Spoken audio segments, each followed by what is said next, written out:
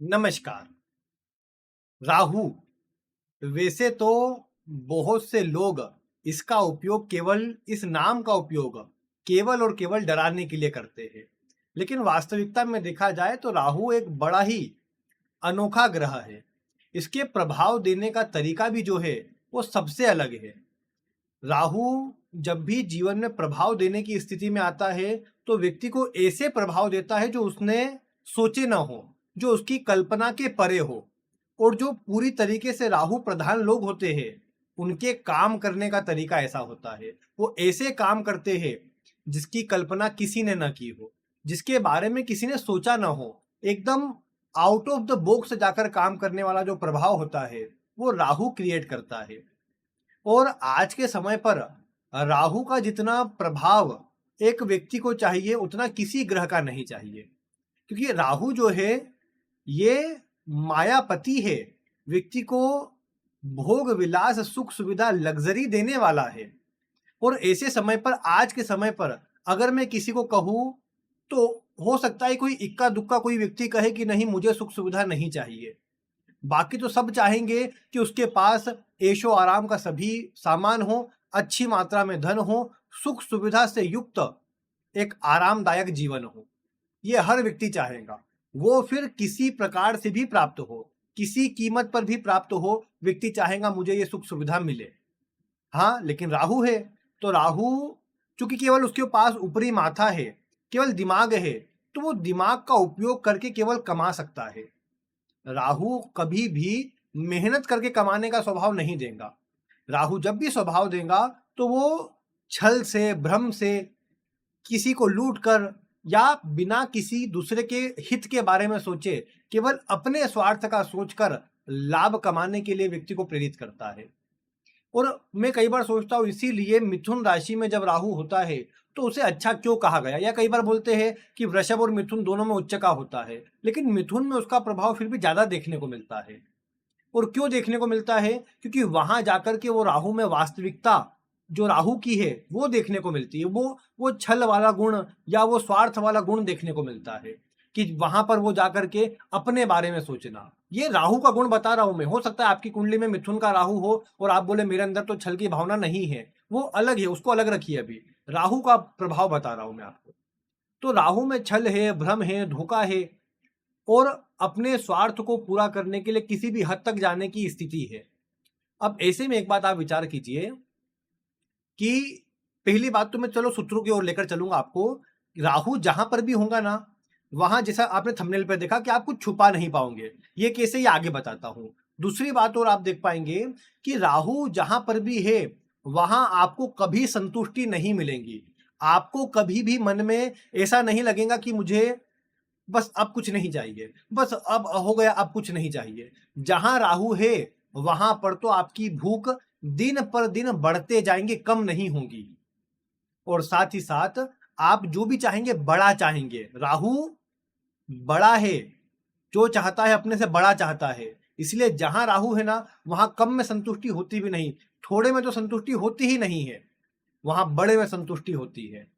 इसीलिए कई बार राहु और गुरु को एक समान कहा गया है कि राहु जो है वो भी बड़ा और ऊंचाई देने वाला, लेकिन राहु का तरीका अलग है, गुरु का तरीका भी यही है। अब गुरु चांडाल योग क्यों कहा गया? गुरु चाहते हैं आपको ईमानदारी से आगे बढ़ाना, ऊंचाई देना।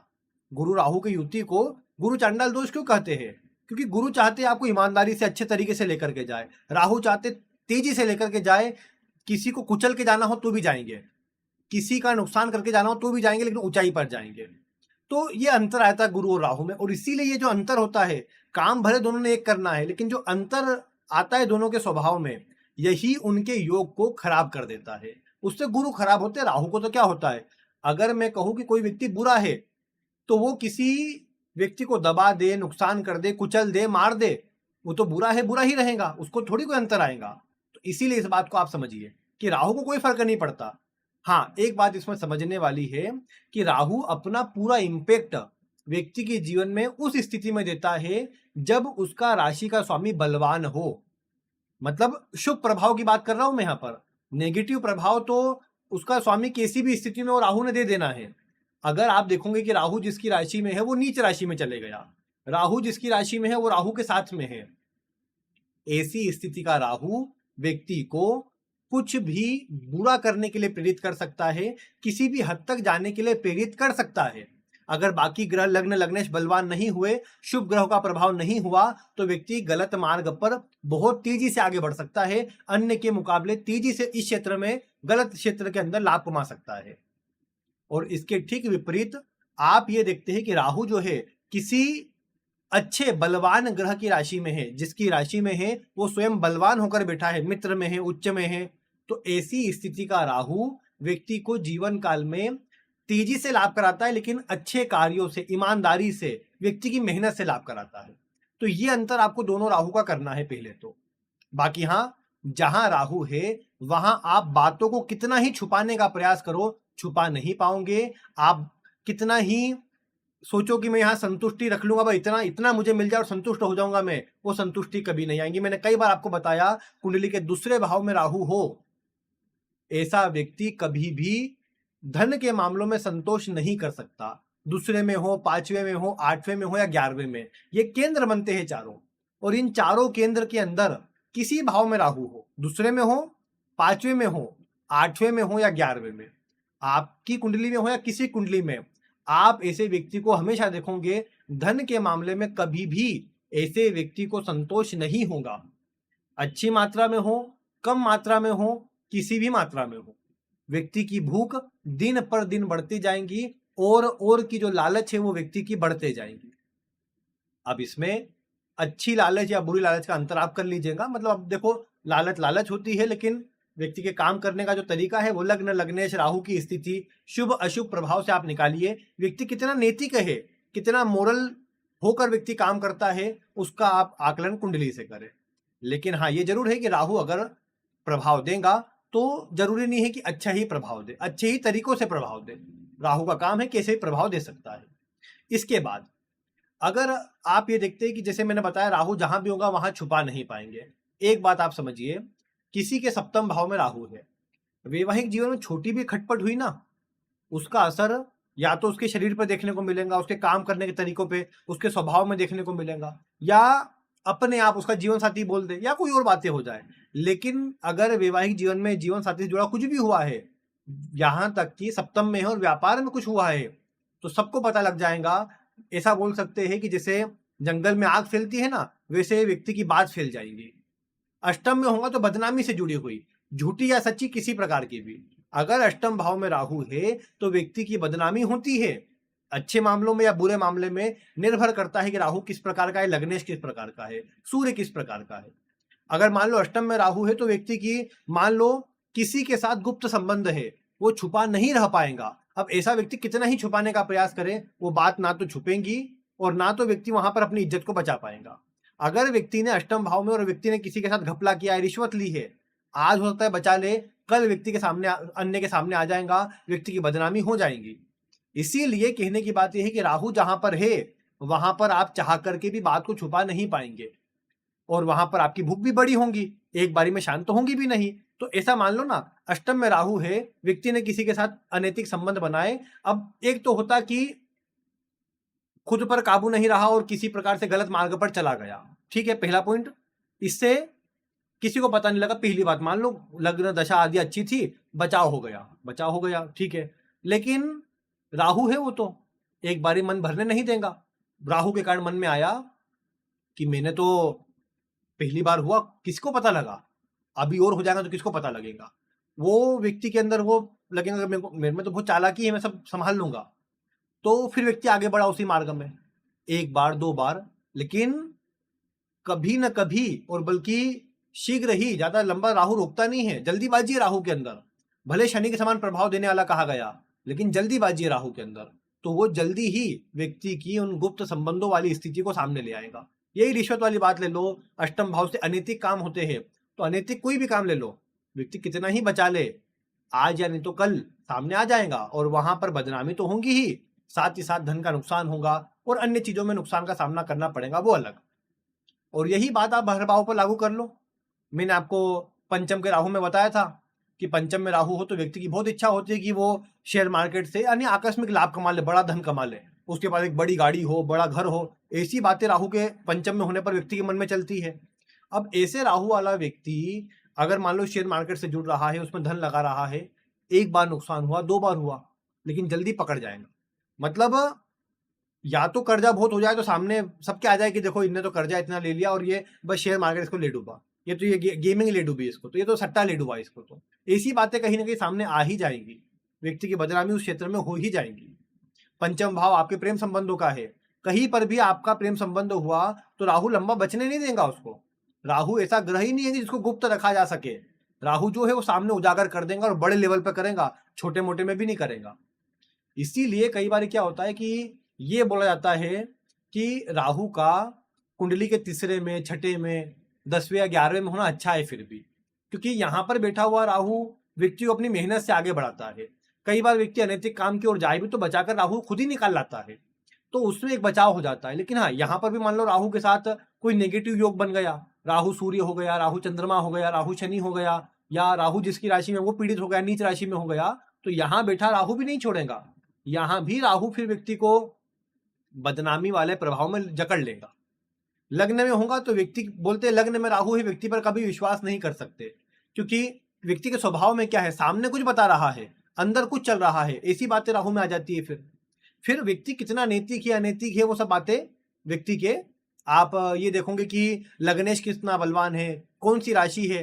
अब मान लो लग्न में है तो खुद के अंदर संतुष्टि नहीं, ये बात तो हो गई, लेकिन किस क्षेत्र में संतुष्टि नहीं है वो राशि बता देंगी।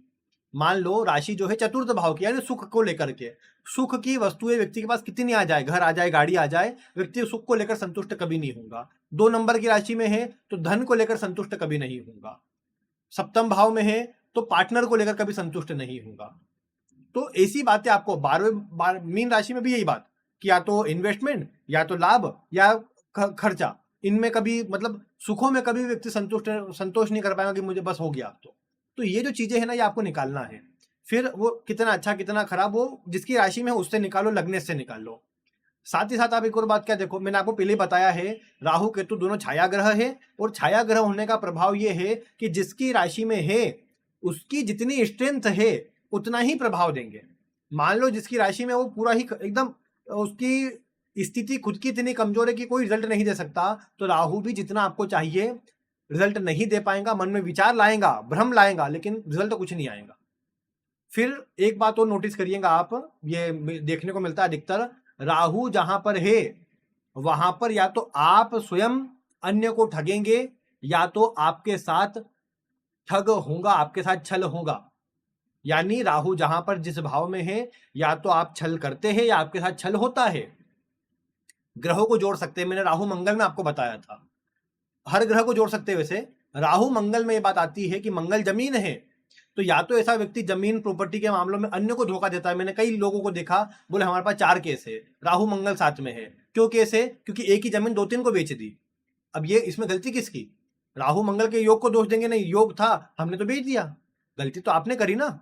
राहु मंगल में ऐसा कई बार होता है, या ऐसे लोग सामने आते हैं जिन्होंने राहु मंगल के योग होने के चलते, या राहु और चतुर्थ भाव का स्वामी हुआ, या राहु चतुर्थ भाव में हुआ, ऐसे लोगों ने जमीन एक से ज्यादा लोगों को बेच दी, एक ही जमीन, या प्रॉपर कागज नहीं थे, इलीगल, खुद के पास तो कागज नहीं थे, कुछ इलीगल कागज बनाए और वो बेच दिए, उससे बेच दी, और बाद में कई साल बाद पता लगा कि अरे ये जमीन तो उसको बेची हुई थी, तो उसकी जमीन थी, वो सामने आ गया, देखो मेरे कागज तो ये ओरिजिनल मेरे पास है। तो ऐसी चीजों में व्यक्ति फंस जाते हैं, और ये होता है राहु के चतुर्थ भाव से संबंध बनाने पर, मंगल से संबंध बनाने पर। और या तो ऐसा व्यक्ति खुद करेगा या व्यक्ति के साथ होगा। कई बार मैंने देखा राहु मंगल साथ में है, घर परिवार के लोगों ने जितनी जमीन थी पैतृक या जो मिलने वाली थी खुद के ही नाम पर कर ली, खुद को बाहर, जो व्यक्ति का था उसको बाहर कर दिया। और मैं तो हालांकि सोचता हूं कि जिनके राहु मंगल है ना, उनके साथ जमीन का छल हो जाए तो आपका बहुत बड़ा कर्जा उतर गया। आपको विश्वास नहीं होगा, लेकिन इतना बड़ा कर्जा है कि जो आप चाह के भी नहीं चुका पाते उसको। क्योंकि मैंने कई बार देखा है जिनके राहु मंगल होते हैं ना, उनको जमीन का कोई ना कोई कर्ज होता है। अब वैसे तो ज्योतिष के अंदर ये कहा जाता है कि पूर्व जीवन में ऐसे व्यक्ति ने खुद ने किसी की जमीन हथियाई थी, कब्जा कर ली थी, अच्छी जमीन को खुद ने रख लिया था, या जैसे अब पहले ठेकेदारी प्रथा थी, ब्याज पर पैसे दिए और जमीन रख ली, ब्याज पे ब्याज व्यक्ति पे लगाते रहा गया, वो व्यक्ति ब्याज के तले दबके मर गया, उसका वो जमीन छुड़ा नहीं पाया, व्यक्ति ने अपने पास रख ली, और फिर परिणाम क्या निकला? अब ये एक व्यक्ति नहीं होगा। मान लो आप बोलोगे बहुत सारे लोग राहु मंगल साल में 40 दिन के लिए साथ में होंगे, तो 40 दिन में जो जन्म लेगा उसका ऐसा ही, बिल्कुल ऐसा ही होगा। लेकिन मान लो आप एक घर में थे, घर का जो मुखिया था वो इस तरह से काम कर रहा था, आप साथ में जुड़े हुए थे, आप भी साथ में जुड़े हुए थे, आप भी उसी धन से कमाया हुआ, उसी प्रकार से कमाया हुआ भोजन कर रहे थे, डायरेक्टली इन्वॉल्व नहीं थे, लेकिन आपको प्रभाव आएगा। आपके दादाजी परदादाजी किसी का सुनने को आया कि हाँ उन्होंने वो जमीन ले रखी थी, आज भी वो जमीन है, हमारे पास कागज नहीं है उसके, लेकिन कब्जे में हमारे वो। ऐसी जगहों मैंने कई बार देखी, और वो जगहों का परिणाम क्या निकलता है, घर में लगातार जितने जन्म होते हैं ना, मंगल खराब मिलता है उसमें। राहु चतुर्थ के स्वामी के साथ में, राहु चतुर्थ में, राहु मंगल के साथ में, ऐसा ही मिलता है। और जब तक वो दोष दूर नहीं होता तब तक मिलता है। तो इसलिए मैंने क्या बोला है ऐसी स्थिति में कि आप उस कर्जे से मुक्त हो जाओ। कैसे होंगे? जमीन छोड़ दो, जिसको चाहिए ले लो। भले बुरा लगेगा आपको कि देखो मेरे साथ तो ये छल हो गया, मेरे ही अपने सगों ने, भाइयों ने, रिश्तेदारों ने, इनने ठकर लिया, कर लेने दो। आप सुखी हो जाओगे, और इतने सुखी हो जाओगे, भले धन के मामले में नहीं हो सकता एक बड़ा नुकसान हो आपको, लेकिन कम से कम एक शारीरिक मामलों में आपके जो कर्जा था पूर्व लंबे समय का वो उतराना, तो आप प्रसन्न रहोगे कम से कम। ये बात है, उसका सोचना छोड़ दो फिर। तो ये हर ग्रह में राहु अगर मान लो जैसे लग्न में है, अब मैंने बोला कि व्यक्ति के ऊपर विश्वास नहीं कर सकते कि व्यक्ति दूसरों को ठग लेगा, लेकिन अगर आपने देखा कि लग्न लगने से अच्छा है, ऐसा व्यक्ति नहीं ठग रहा है, तो ऐसा व्यक्ति दूसरों के द्वारा ठगा जाएगा। ऐसे व्यक्ति के पैसे अन्य ले लेंगे और देने का काम नहीं करेंगे। ऐसे व्यक्ति के साथ कोई काम करवा लेंगे लेकिन उसकी सहायता वापस नहीं करेंगे। ऐसे व्यक्ति से लाभ उठा लेंगे लेकिन बदले में उसको पॉजिटिव रिस्पॉन्स भी नहीं देंगे। तो इस तरह की जो बातें हैं ना, हर भाव में आप लागू करिए। अब चूंकि मैं बताने एक एक भाव जाऊंगा तो और वीडियो लंबी हो जाएगी, लेकिन जो मैंने सूत्र बताए हैं इनको आप अलग अलग भावों में लागू करिए। और अगर कोई समस्या हो तो आप वीडियो में कमेंट करिए। मैं अगर लगता ज्यादा लोगों के प्रश्न आ जाएंगे तो फिर मैं क्या करूंगा कि वीडियो बनाऊंगा हर एक भाव पर, फिर विस्तार से एक एक भाव में राहु का प्रभाव बताऊंगा कि क्या क्या चीजें देखने को मिलती है, क्या नहीं छुपा पाते, क्या देखने को मिल जाता है, क्या आपके सामने होता है, क्या छल होता है, और अलग अलग बातें जो भी राहु से निकल के आएंगी वो आपको बताऊंगा मैं। तो उसके लिए आप बस क्या करिए फिर कि वीडियो में कमेंट करिए, और पसंद आई हो वीडियो तो लाइक करिए, कितनी बातें मिला पाए वो भी बताइए कमेंट में, और चैनल पर नए हो तो सब्सक्राइब अवश्य कर लीजिए। बाकी आज की वीडियो में इतना ही। वीडियो देखने के लिए आपका बहुत बहुत धन्यवाद।